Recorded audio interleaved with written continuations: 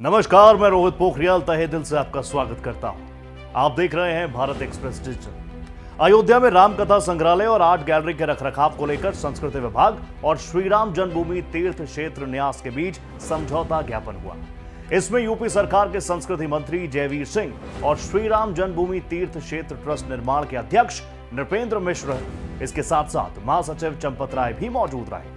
श्री राम जन्मभूमि तीर्थ क्षेत्र ट्रस्ट के महासचिव चंपत राय ने बताया कि अयोध्या में भगवान श्री राम का 5 वर्ष आयु का स्वरूप जो 4 फीट 3 इंच की खड़ी मूर्ति पत्थरों पर बनाया जा रहा है, नवंबर तक ये कार्य पूरा हो जाएगा। उन्होंने कहा कि प्राण प्रतिष्ठा गर्भगृह में होगी। ग्राउंड फ्लोर का गर्भगृह पूरी तरीके से तैयार हो चुका है और उसी में प्राण प्रतिष्ठा होगी और अब वहां किसी के भी जाने पर पाबंदी लगा दी गई है। महासचिव चंपत राय ने कहा कि मंदिर 380 फीट लंबा और 250 फीट चौड़ा है। मंदिर 3 फ्लोर का है, जिसमें ग्राउंड फ्लोर का काम पूरा हो चुका है। अयोध्या में श्रद्धालुओं को सुविधा के लिए सरकार और हम मिलकर काम कर रहे हैं ताकि हर सुविधा मिले। हम म्यूजियम बनाने की सोच रहे थे और सरकार का संग्रहालय मिलेगा और हम उसको और विशेष बनाएंगे। जन्मभूमि तीर्थ क्षेत्र एक ट्रस्ट है, लेकिन उसमें ट्रस्ट नाम का तीर्थ क्षेत्र के न्यासी डॉक्टर अनिल मिश्र जी, पर्यटन और संस्कृति विभाग के प्रमुख सचिव श्री मुकेश जी मिश्राम, अन्य उपस्थित अधिकारीगण, सभागार में उपस्थित श्रद्धेय बहनों, भाइयों, तो ये बड़ा हर्ष का आज का ये अवसर है। हम जिस कल्पना से आए थे और क्या देख रहे हैं, ये सारा वर्णन आदरणीय नृपेंद्र जी ने आपको कर दिया। पुनरावृत्ति की आवश्यकता नहीं है।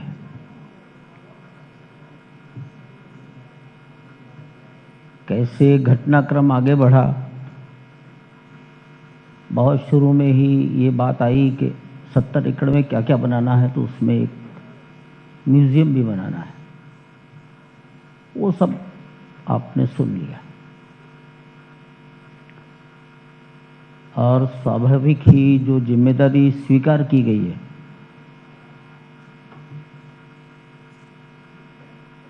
वो अच्छा और अच्छा करने के लिए।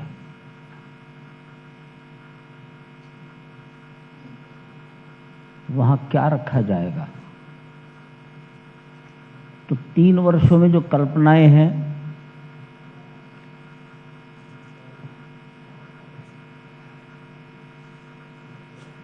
जहां आज मंदिर बन रहा है, वहां से जमीन में से बहुत कुछ निकला है। मुझे याद आता है एक बार माननीय प्रधानमंत्री जी ने ऑनलाइन मीटिंग में कहा था, ये खजाना है, जो निकला है ये खजाना है। जून 1992 में जो निकला, 40-45 आइटम्स हैं, स्टोन पीसेस हैं, वो आज भी रामकथा संग्रहालय में रखे हैं।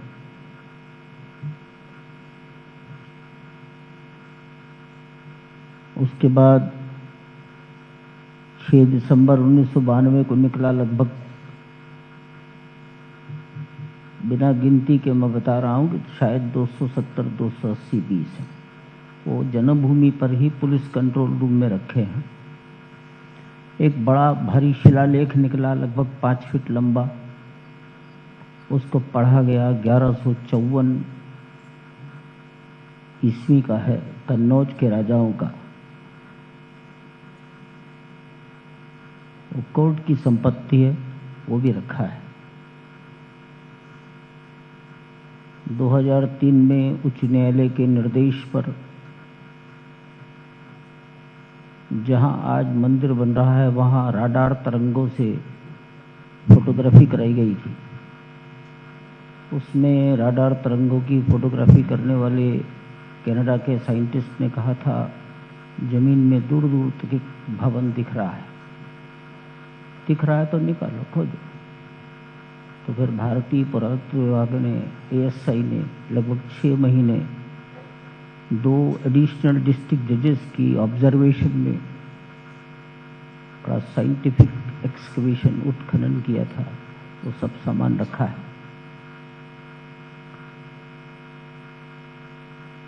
- 2020 में फैसला आ गया, ट्रस्ट बना दिया भारत सरकार ने सर्वोच्च न्यायालय के डायरेक्शंस पर। ट्रस्ट ने अपना फंक्शन शुरू कर दिया, कोरोना लग गया।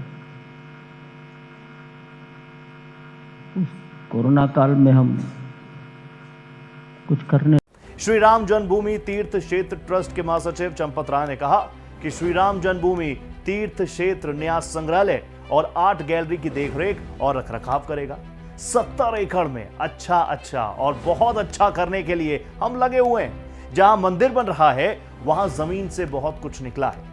प्रधानमंत्री नरेंद्र मोदी ने ऑनलाइन मीटिंग में कहा था, जो निकला ये खजाना है।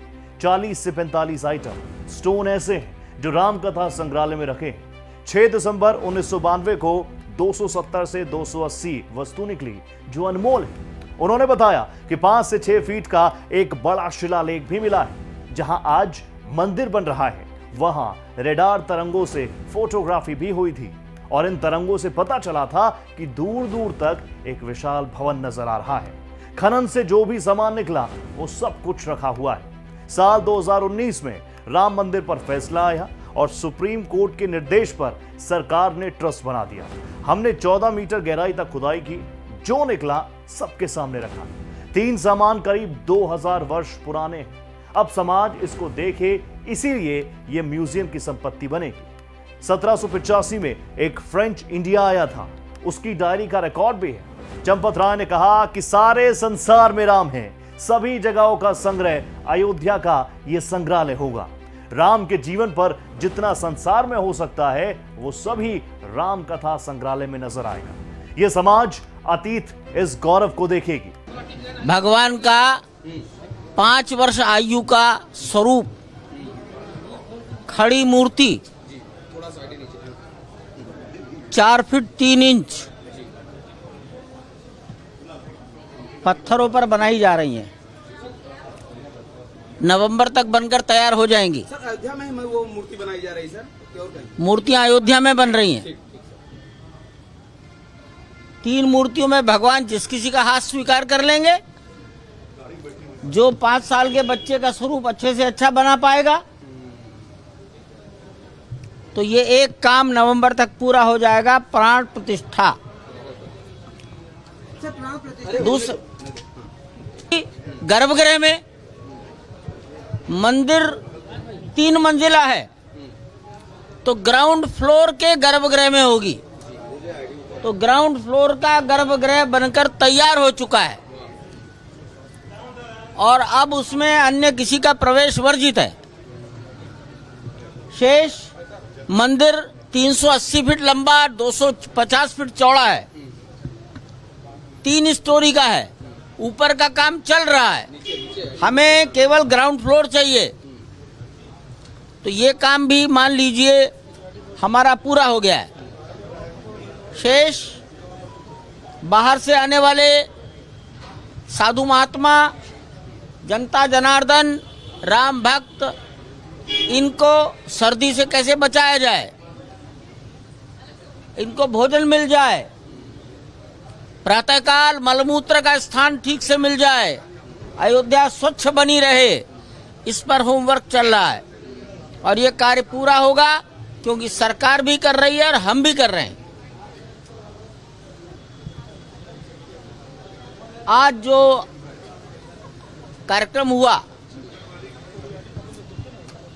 अयोध्या में, सरयू के तट पर,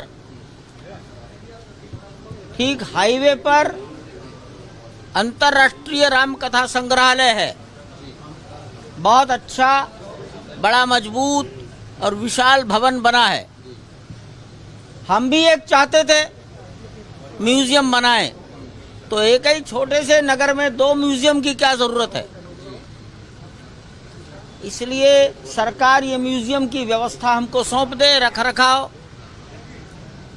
सरकार के जो आर्टिफैक्ट्स आज रखे हैं उनको और सुंदर सुव्यवस्थित करेंगे और जो कुछ हमारे पास है, जिसको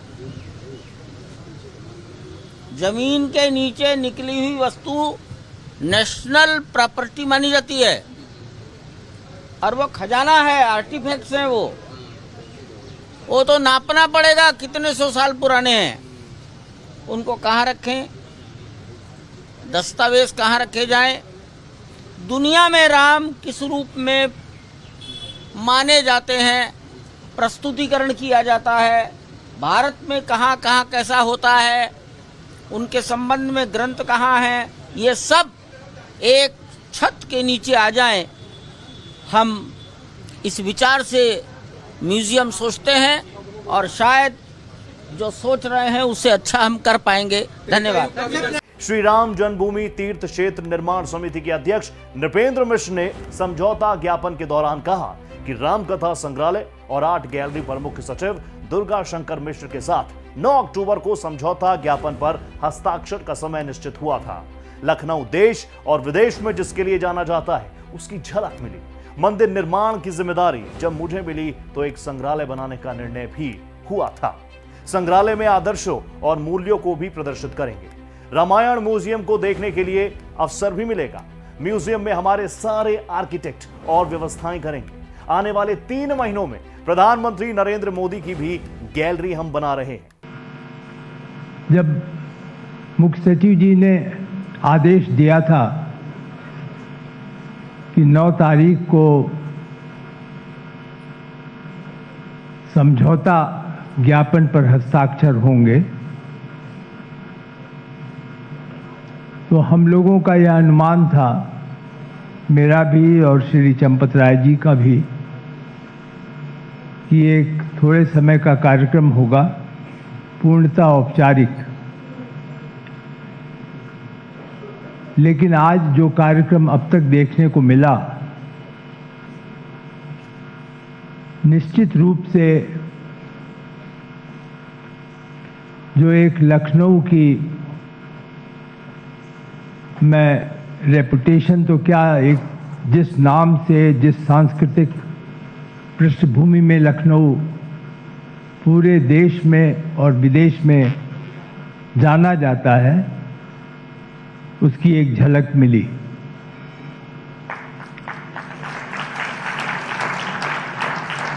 दोनों ही कार्यक्रम बहुत उच्चतम स्तर के थे। वर्ष 1996 में जब मेरी लखनऊ से निकासी हुई और दिल्ली गया, तब से बहुत कम लखनऊ से संबंध रहा। उससे पहले तो यहीं पर मेरी कार्यभूमि थी, देना चाहूँगा। जब मंदिर निर्माण का कार्य प्रारंभ हुआ और 71 एकड़ के परिसर में जब निर्माण की जिम्मेदारी ट्रस्ट ने मुझे सौंपी, तो निर्माण कार्यों में एक सूची में यह भी था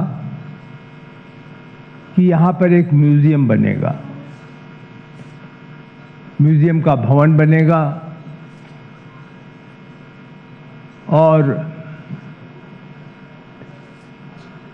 राम कथा,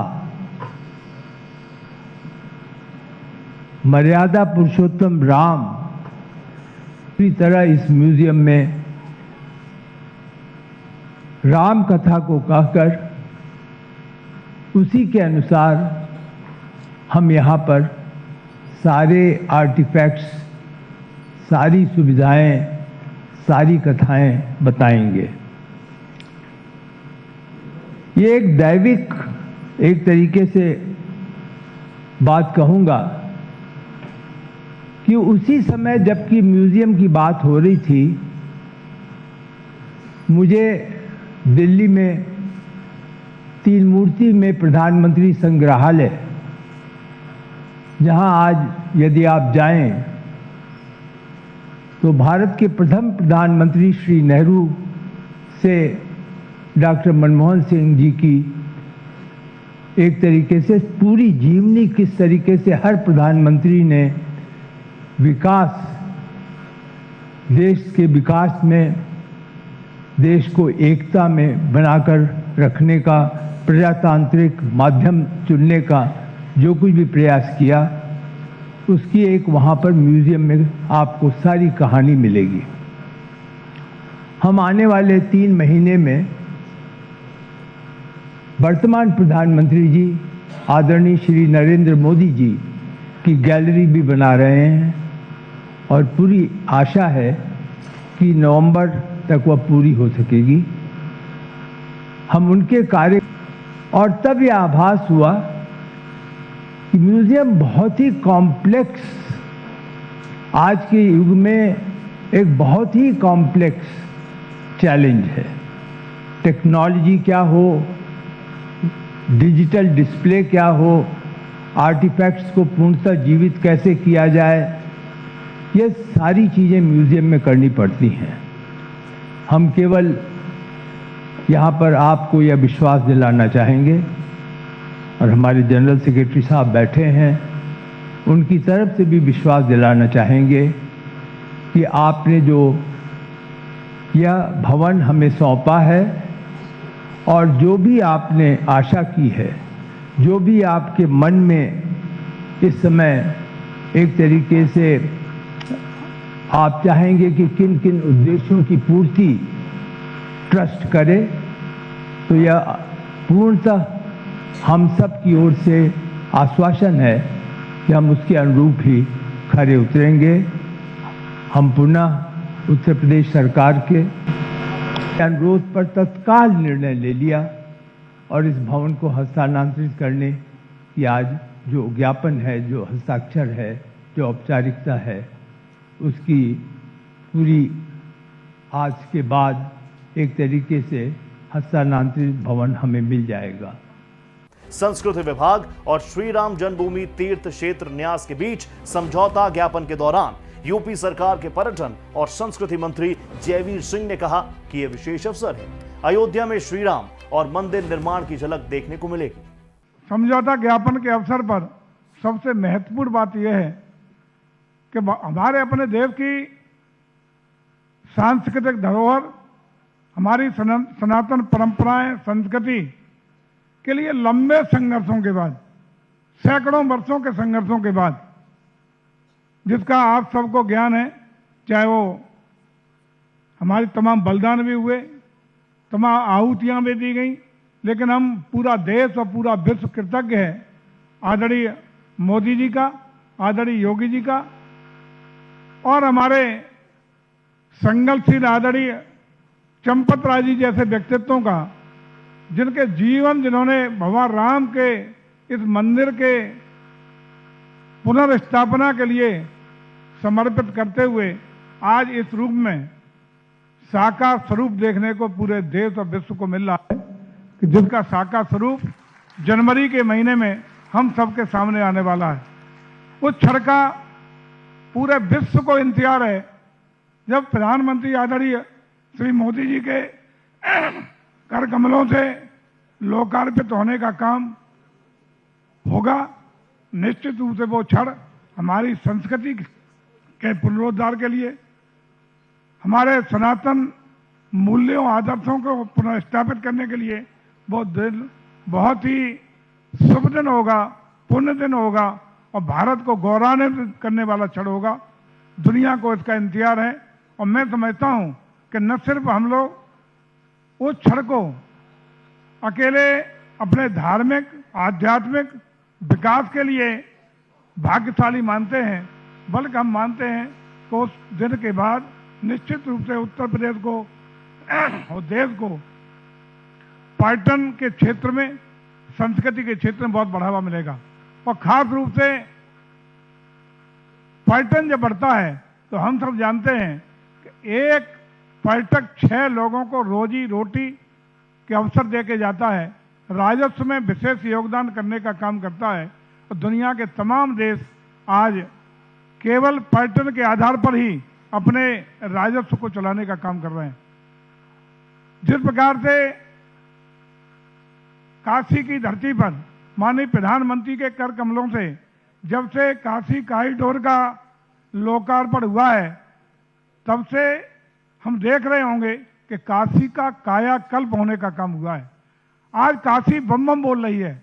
वहाँ के चाहे रिक्शे वाले हों, रेहड़ी वाले हों, छोटे छोटे दुकानदार से लेके बड़े व्यवसायी हों या फूल बेचने वाले, माला बेचने वाले, मंदिर में तमाम तरीके की सेवा देने वाले लोग हों, आज उनके राजस्व में गुणात्मक रूप से वृद्धि हुई है।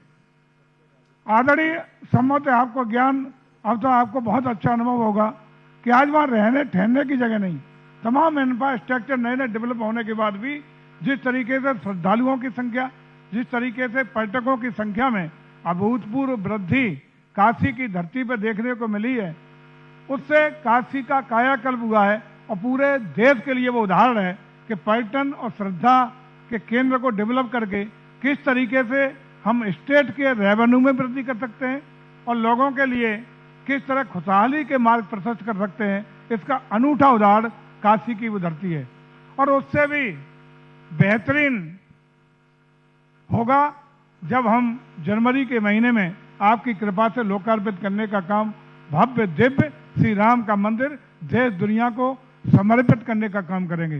वो ऐसा अनमोल क्षण होगा जो न सिर्फ देश की संस्कृति में, देश की सनातन परंपराओं को आगे बढ़ाने के लिए, मजबूत करने के लिए और जो हमारी मान्यताएं परंपरा हैं उनको और मजबूत और प्रोद्बोधित करने का काम करेगा, बल्कि उत्तर प्रदेश के लिए खासकर वो बहुत बड़ा राजस्व देने वाला एक माध्यम बनेगा। मैं समझता हूँ कि लोकार्पण के बाद जिस तरीके की उम्मीदें हैं और जिस तरीके से वहाँ धार्मिक श्रद्धालुओं की लगातार वृद्धि हो रही है, मैं समझता हूँ कि उत्तर प्रदेश में ये बहुत बड़ा जरिया राजस्व अर्जित करने का, रोजी रोजगार देने का और तमाम तरीके से उत्तर प्रदेश को आगे बढ़ाने में एक महत्वपूर्ण योगदान हमारे श्री राम मंदिर का होगा ही होगा। और निश्चित रूप से हमारा आध्यात्मिक क्षेत्र में और धार्मिक क्षेत्र में भी एक बड़ी उपलब्धि होगी और हम समझते हैं कि भारतीय परंपराएं, भारतीय आदर्श, भारतीय मूल्य, जीवन चरित्र, मनसा वाचा कर्मणा, किसी क्षेत्र में भी देख लें, यदि भगवान राम के चरित्र को हम सबने धारण यदि कर लिया, उसको अपने जीवन में उतार लिया, तो आज जो लड़ाइयाँ हैं, जो झगड़े हैं, जो ऊंच नीच का भेदभाव है, जो तमाम विकृतियां समाज में हैं, पूरे विश्व में अमन, चैन, सुख, शांति आकर के सही मायने में राम राज्य की परिकल्पना साकार होने का सपना जरूर पूरा हो सकेगा। और जिस दिन ये सपना पूरा होगा, मैं समझता हूँ कि आदरणीय प्रधानमंत्री के द्वारा एक संकल्प लिया गया है कि हम आजादी के अमृत महोत्सव काल में जहाँ एक विकासशील भारत के रूप में निरंतर चाहे हमारी अर्थव्यवस्था 5वीं बनने की बात हो, उसको 3री अर्थव्यवस्था बनने की बात हो या विश्व गुरु बनने की बात हो,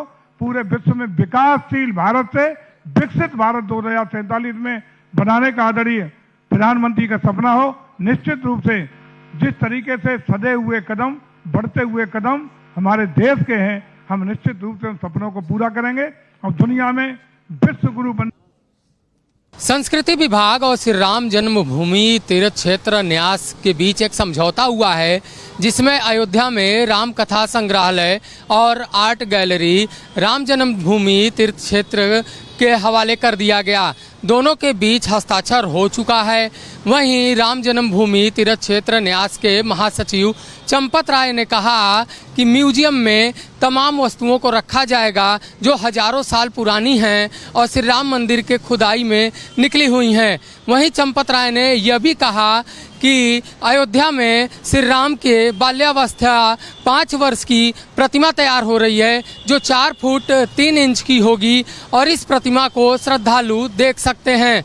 वहीं चंपत राय ने यह भी कहा है कि गर्भगृह बनकर तैयार हो चुका है, इसमें अब किसी के आने जाने पर पाबंदी लगा दी गई है।